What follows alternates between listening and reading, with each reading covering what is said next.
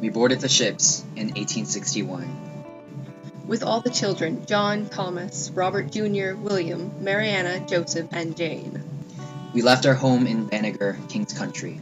Things were never the same after the famine. And every time the ship rocked, Jane and Joseph would wail and wail. 6 weeks, we were on the water.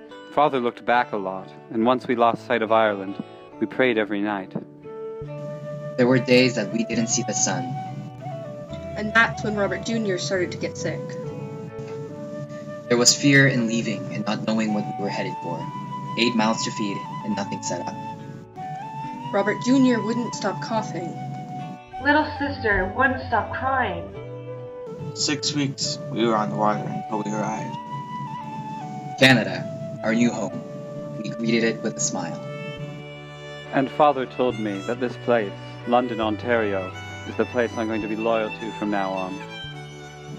The men from the Orange Society met us at the docks and set us up in our new home, 572 Colburn Street.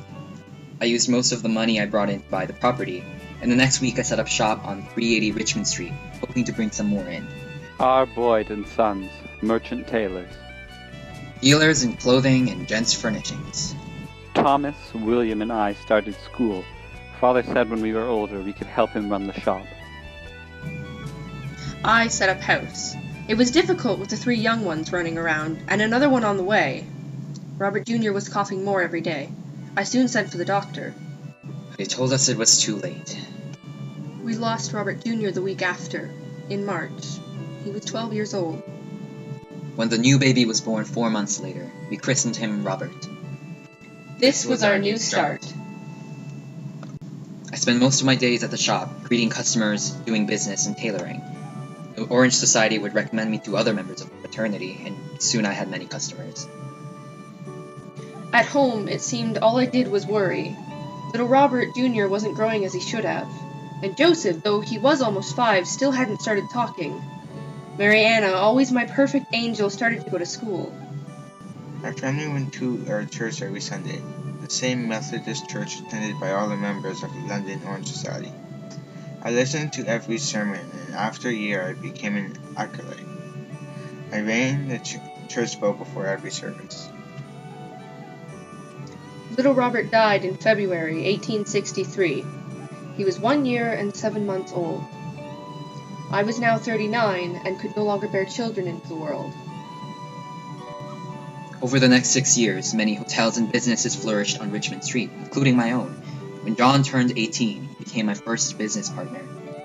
Father taught me a lot about business and politics and commanding respect. He was a patriot, not only to Ireland, but to the city that we had come to call home. In 1870, when I was 21 years old, I became a minister of the Methodist Church, bringing the Word of God to the people through the Protestant religion in which my family believed.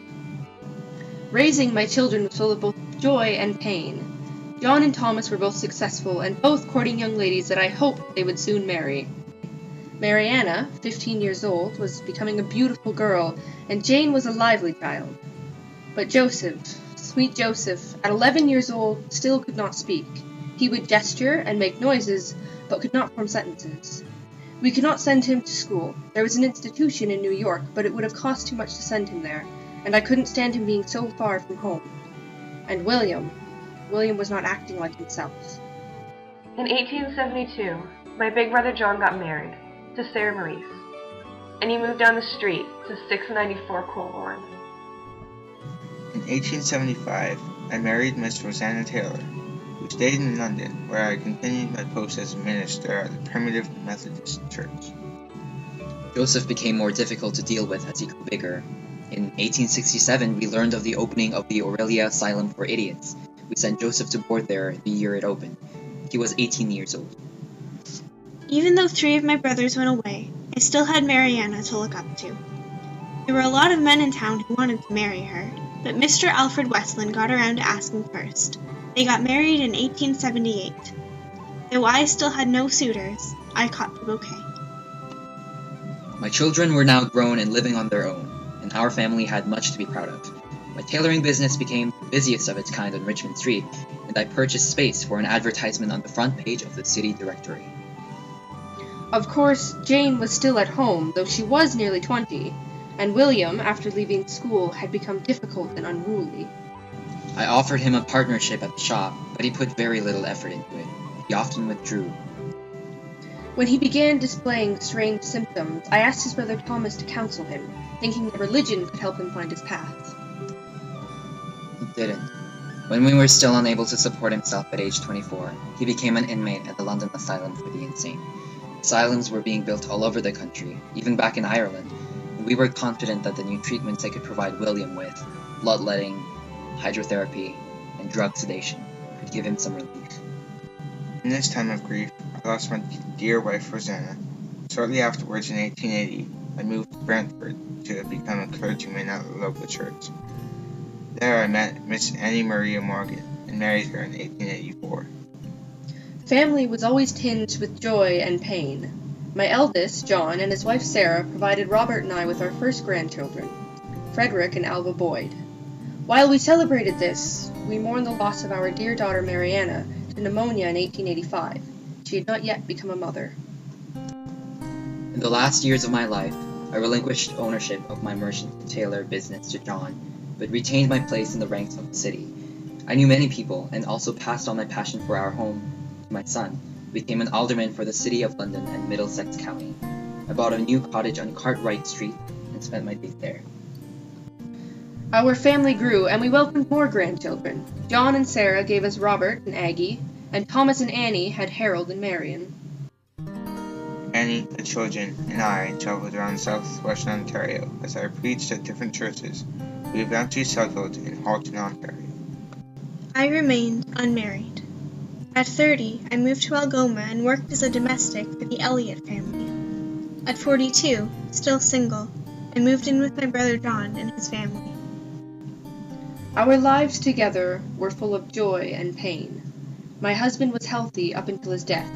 He took ill after a night out driving with a friend, was bedridden for 3 days, and passed on April 6, 1888. I remember the journey of our ship, 6 weeks on the water, sailing towards our new life. London, Ontario became our home, and its citizens my closest friends. My children and grandchildren became my legacy, my dear wife Mary, the joy of my years. My mother continued to live in our family home until her own death on April 27, 1894. There is fear in leaving and not knowing what you are headed for. 8 mouths to feed and nothing set up. It was an adventure we took together.